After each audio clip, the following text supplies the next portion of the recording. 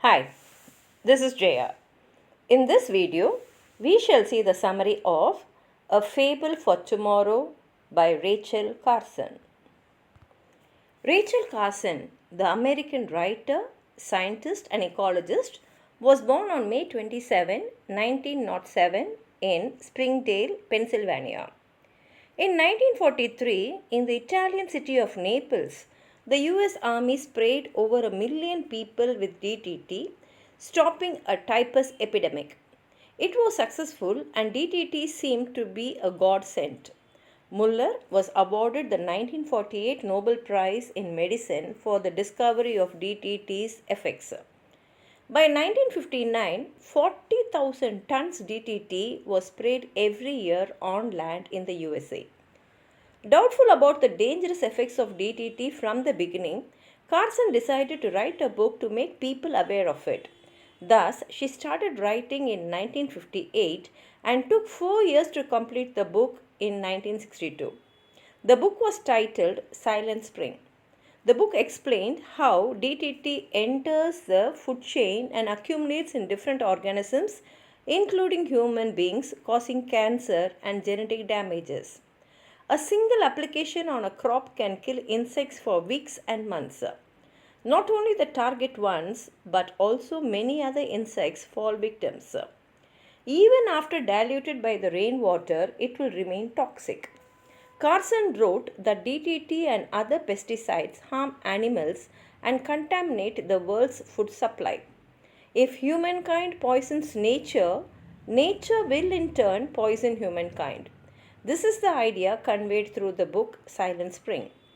The title of the book shows a spring season which is silent because there is no sound of birds or other animals.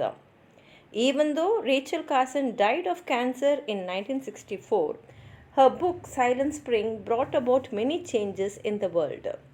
The book even influenced the modern environmental movement. The first chapter, titled A Fable for Tomorrow, describes an American town. A fable is a fictitious narrative intended to enforce some useful truth or precept. Silent Spring begins with a chapter entitled A Fable for Tomorrow, in which a small town in America finds a strange blight crept over the area and everything began to change. Birds and bees disappear, fish and baby piglets die off, plants wither, and the farmers spoke of much illness among their families. Spring comes, but without an abundance of life. Carson, born in Springdale, Pennsylvania, worked as a marine biologist for what would become the US Fish and Wildlife Service before she dedicated herself to writing full time. In an interview, she remarked, "Man's attitude towards nature is today critically important simply because we have now acquired a fateful power to alter and destroy nature.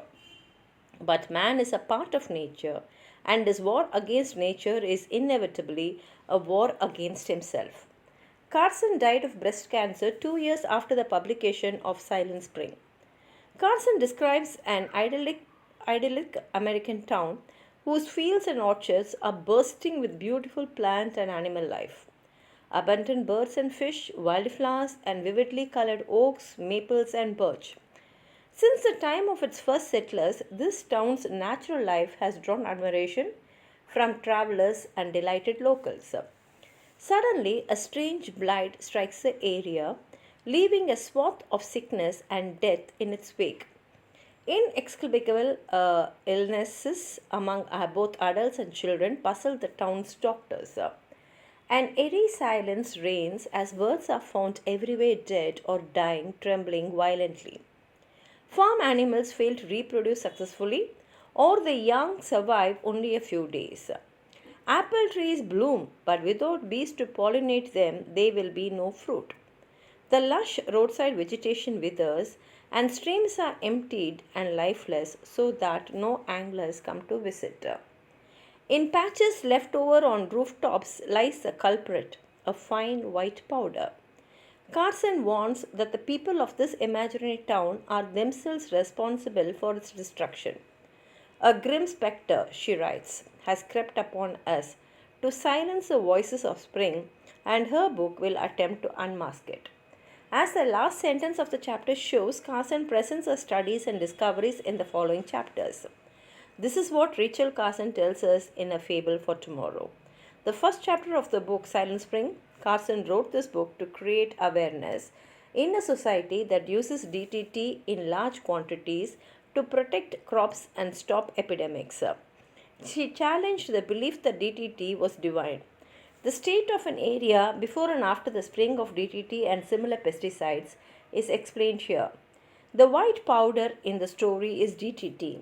This very pesticide is described as Grim Spectre.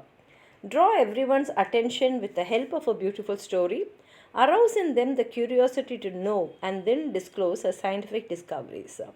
This was what Carson aimed through the first chapter of Fable for Tomorrow. If you have anything more to add on to what I've said, please write it in the comment box, like the video, share it with your friend, and if you have not subscribed my channel, please subscribe and support. Thank you.